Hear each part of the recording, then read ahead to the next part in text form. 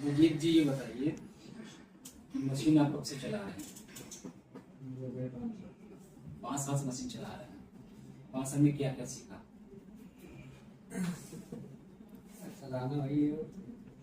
चलाना देखो होता है ऐसा क्या है कि आप जब साइकिल सीखते हो आप ठीक साइकिल आदमी चला लेता है, लेकिन अगर चेन उतर गई तो चलाना आता है है ना, वो छोटी बात हो।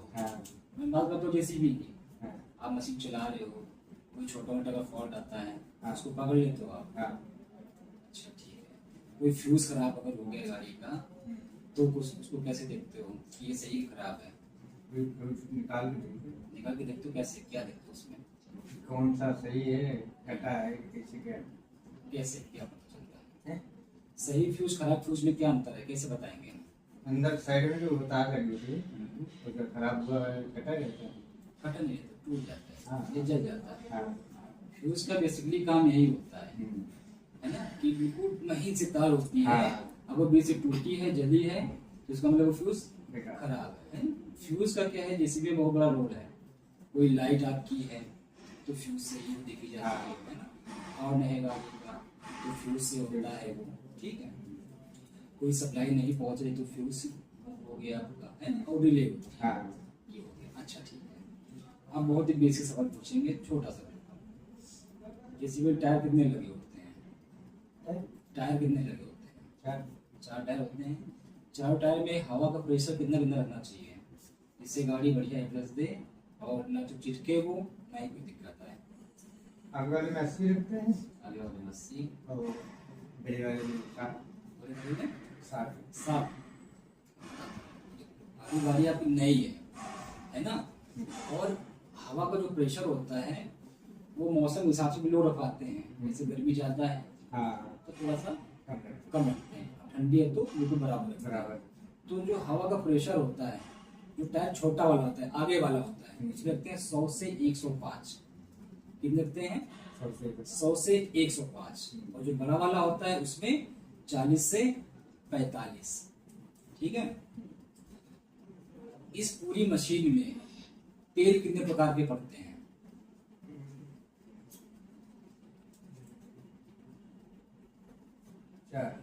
4। कौन से?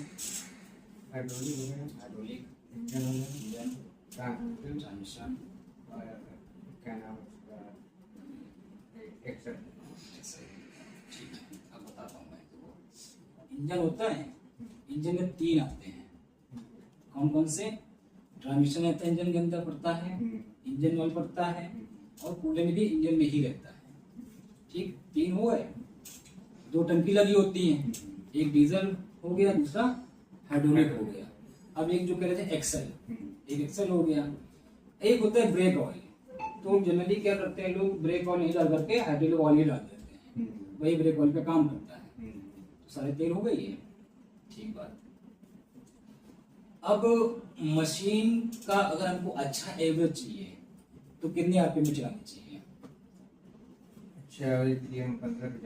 1500 आरपीएम पे मशीन चलानी चाहिए। बहुत बढ़िया। देखो ये सवाल क्यों पूछ रहा हूँ, इससे क्या कि आप थोड़े अपडेट भी हो जाओगे, जो चीज नहीं पता आपको पता भी चल जाएगी।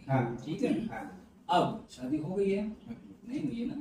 शादी में रस्म होती है फेरे लगाने वाली, वो क्यों लगाते हैं? उस पे नहीं जाएंगे इनके खुद के शादी में तो देखा होगी है ना, हम लोग नहीं जान सकते कि फेरे क्यों लगाते हैं। वो बंधन होते हैं। जैसे नहीं बरगद में जो है औरतें आती है पूजा करती है, धागा बांधती है, तो बंधन होता है ना वो। तो वो बंधन होते हैं कि आपको इसमें बंधना है, इसमें बंधना है, 7 होते हैं ना वो। 7 वचन 7 फेरे। तो तात्पर्य क्या है मेरा अब ये सब कहने को बताने का, कि जब आप मशीन का चक्कर लगाते हैं ना तो पूरी मशीन आप देख लेते हैं। उसमें क्या क्या चेक कर लेंगे, मतलब ने पूछा था हवा का प्रेशर, वो आप चेक कर लोगे। इसको हफ्ते में एक बार जरूर चेक करना है कि किसी भी टायर में हवा कम तो नहीं हो रही है। ठीक है। अब जब आप चक्कर लगाओगे तो ऑयल भी चेक कर लोगे, क्योंकि ऑयल गैस बार होते हैं, वो भी चेक कर लोगे।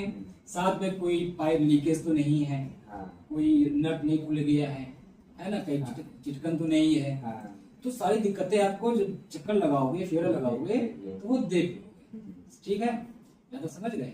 और ये चीज आपको पर डे करना है, ऑयल जितने भी हैं पर डे चेक करना है, एक आपका लगा होता है वाटर सेपरेटर, खोलोगे हाँ। आप ढक्कन जिसमें आ गई ना, तो खोलोगे उसमें लगा था वाटर सेपरेटर। उसका काम ये होता है कि कभी कभी क्या होता है डीजल टंकी से मॉइस्चराइजर बनता है, हल्की नमी पानी आ जाता है, या किसी पेट्रोल टंकी में लोग पानी मिला के दे देते हैं, है ना। तो उसका काम यही होता है डीजल और पानी को अलग करना। तो पानी को अपने अंदर जो है स्टोर कर लेता है, इकट्ठा कर लेगा। तो जो नीचे ओरिंग लगी होती है लाल कलर की, वो धीमे धीमे ऊपर आ जाएगी, क्योंकि जो तेल होता है वो पानी से हल्का होता है। तो पानी ऊपर तैरेगा, जो तेल है वो ऊपर तैरेगा, डीजल पानी नीचे बैठ जाता है।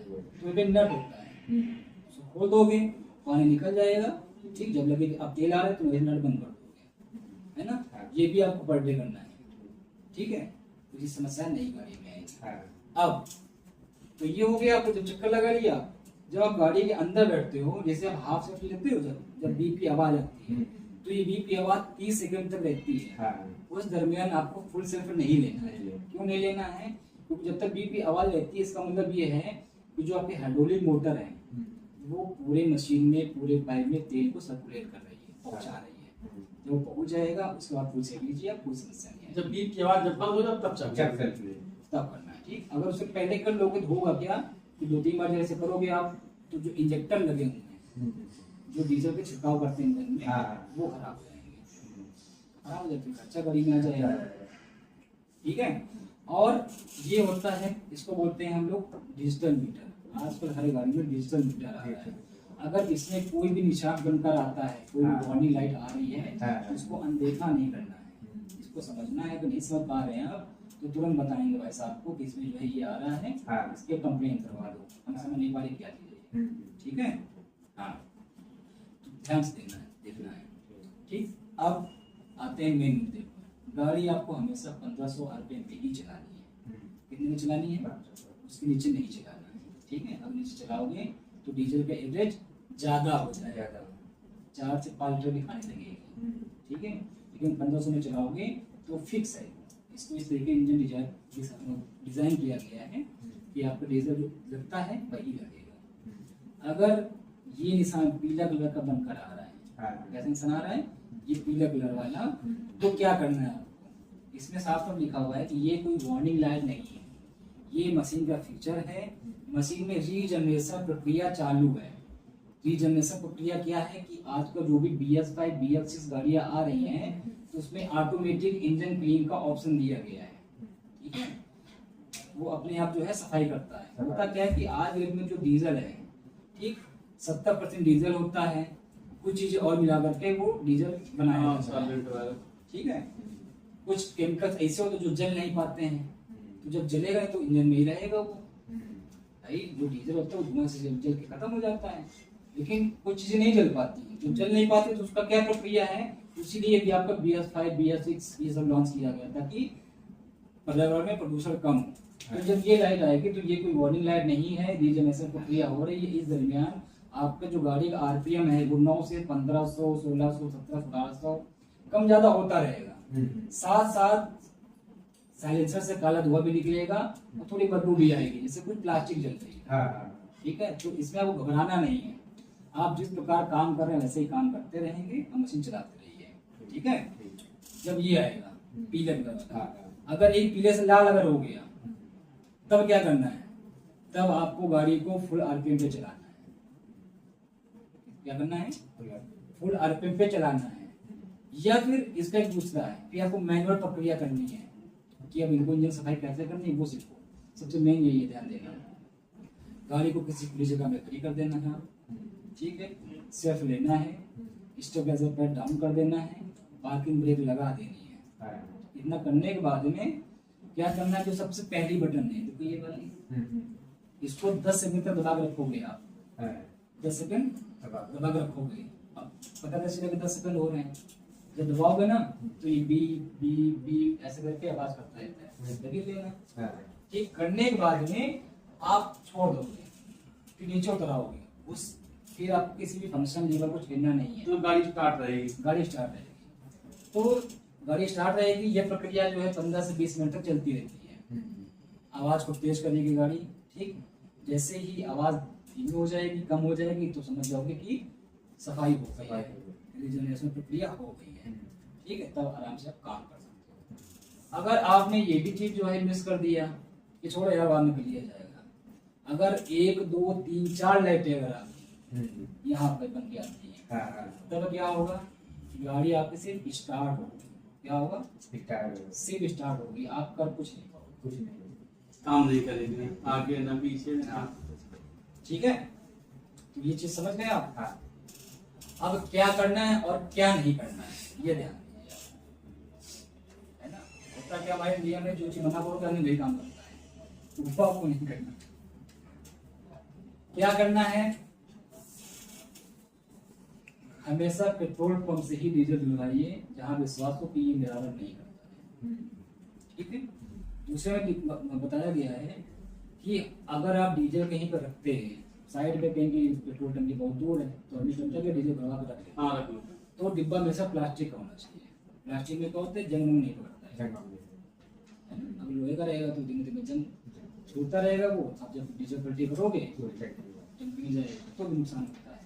ठीक, अब हर दिन मशीन चलाने से पहले आपको जितने भी तेल पड़ते हैं सबका लेवल चेक करना है, इसलिए मैंने आपको पहले बताया है ना।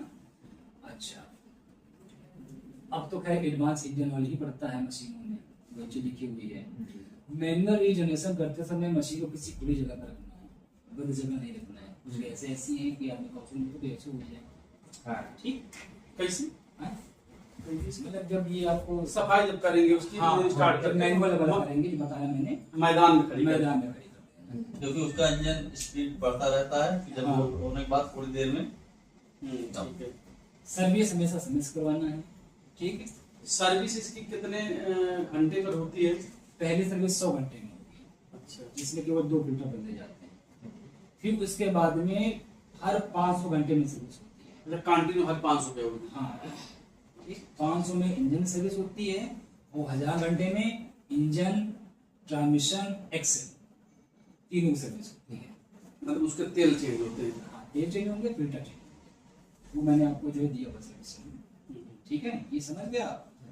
और हमेशा जो है टायर का प्रेशर आपको समय समय पर चेक करना है, हवा कंप्लीट नहीं हो रही है।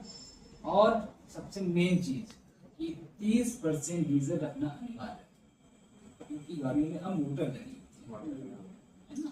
इसका टैंक कितना लीटर का आता है? 128 लीटर का। ठीक, और हमेशा जो है ओरिजिनल पार्ट्स जेसीबी से ही खरीदें, उससे क्या होता है, मशीन की लाइफ बनी रहती है। अब क्या नहीं करना है ये समझो, एयर फिल्टर को कभी नहीं खोलना है, ये 1000 घंटे में ही कंपनी द्वारा बदला जाता है। आप नहीं खोलेंगे उसको। जो क्लीनर में लगा हुआ है, ऊपर जो उसमें लगा हुआ है क्लीनर में नहीं, उसमें नहीं, अंदर साइड इतना बड़ा होता है मशीन जब खोलो ना, ठीक है। अब क्या है, मशीन पे रीजनरेशन करते समय मशीन को बार बार बंद नहीं करना है। ठीक है, हर दिन वाटर सप्रेटर का पानी निकालना ना पड़े, जो मैंने आपको पहले बताया। और क्लस्टर मीटर, मतलब जो ये मीटर है जो मैंने बताया डिजिटल मीटर, उसमें अगर कोई भी लाइट अगर आ रही है तो उसको अनदेखा नहीं करना है। ठीक है, ये चीज आपको हमेशा ध्यान देना है, बस ये वही चीजें हैं। अच्छा, जब सर्विस इसकी आ जाएगी जी, तो ये तो उसमें बतानी रहेगी ना। गाड़ी में बताता है, साथ में इसमें एक जीपीएस लगा हुआ है, जिसको हमारी भाषा में कहते हैं लाइव लिंक। ठीक है, उसका पासवर्ड आपका जो है इस नंबर पे जाएगा 94 15 15 71 97 नंबर आपका है। ठीक है, आप नंबर पे जाएगा, आप भी चला सकते हो, आप भी चला सकते हो, बस आगे पासवर्ड लेना है, लॉगिन कर लीजिएगा। ठीक है, तो अब आपका काम हो गया है। अब बताता हूँ आपको जीपीएस के बारे में कि वो किस तरीके से काम करता है। जैसे आईडी पासवर्ड आ जाता है, वो बेसिकली 1 हफ्ते में आता है, आप नंबर पे आ जाएगा। मैं अभी ऐप डाउनलोड करवा दूंगा, आपको डाउनलोड कर लीजिएगा। उसमें गाड़ी की लोकेशन, गाड़ी में कितना डीजल है, कितने घंटे प्रतिदिन चल रही है, गाड़ी मेरी क्या एवरेज दे रही है, सब मोबाइल पे आ जाएगा। सारा हर चीज कि आगे चलने में कितना जो डीजल लग रहा है, पीछे चलने में कितना डीजल लग रहा है, सब कुछ आपके जो है फोन में रिकॉर्ड रहेगा, जैसे हमारे 4 व्हीलर में है ना। डीजल कम होगा तो मैसेज आ जाएगा, सर्विस आने वाली तो मैसेज आता रहेगा आपके पास में।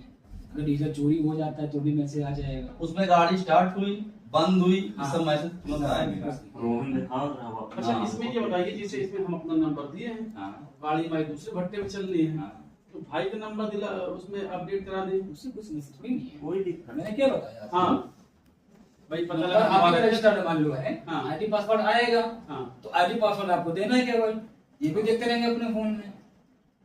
जो आप मुनी मुझको भी दे दो कि तुम भी जो है इसको कर लो, इससे भी काम करता है ये, वो भी देखता रहेगा। अब जब अपना पर्सनल ही काम है, हाँ, खुद का अपना क्या बच्चे समस्या काम है? है। ठीक है। अगर डीजल वाली समस्या भी खत्म है, चूंकि मैं पेट्रोल पंप है पेट्रोल पंप तो उसमें भी कोई दिक्कत नहीं है, बस कहीं से मिलावटी आएगा, पैसे आए।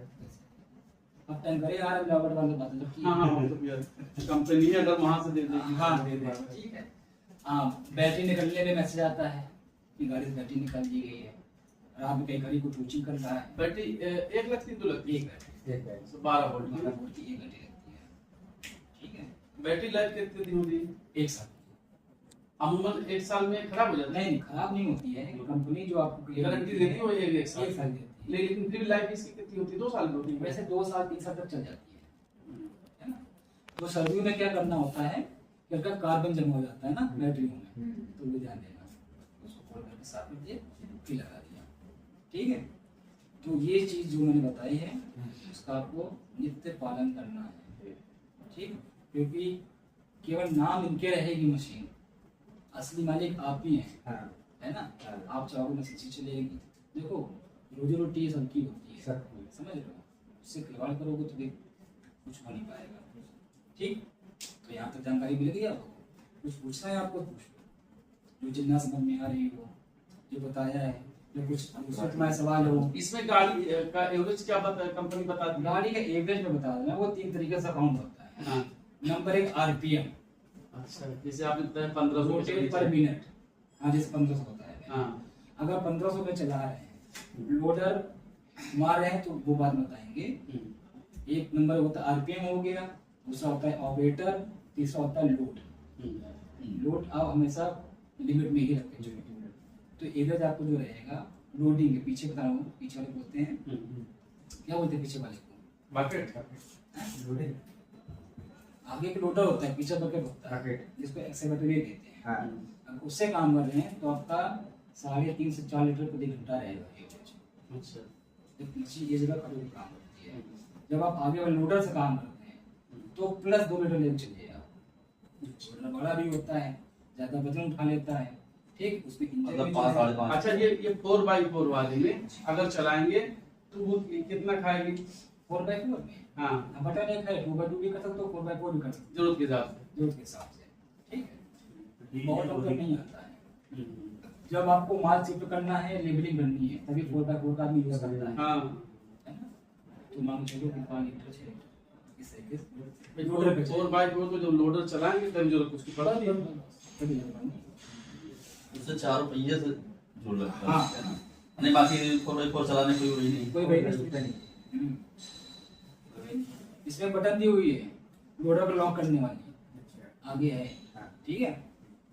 जो रोड पे चलाना है तो लोडर को उसको लॉक कर देना है, वो नीचे नहीं आएगा वो। लोडर, अच्छा आगे वाला जो होता है। आगे वाला। अच्छा, लॉक सिस्टम है इसमें। हाँ, जब काम करोगे तब उसको ऑन कर लोगे, जब ऑन करोगे तभी हाइड्रोलिक प्रेशर बढ़ेगा, नहीं वो धीमे धीमे घूमता रहेगा, चाहे आगे से पीछे हो। हाँ। उसका एक काम और है, ठीक, अगर कभी भी हाइड्रोलिक ऐसे लीक कर रहा है, हाँ। कोई पाइप फट गया है ना, तो उसको लॉक कर दो, तो रिसाव कम होगा, ठीक, समझ गए? चलो, ठीक है, हम साइन करवाते हैं। सर्विस के लिए तो वहीं पे जाएंगे। हाँ, सर्विस में क्या होगा कि अभी तो आप पास आपको मिल ही जा रहा है, ठीक है, बाकी हमारी दुकान वहाँ पे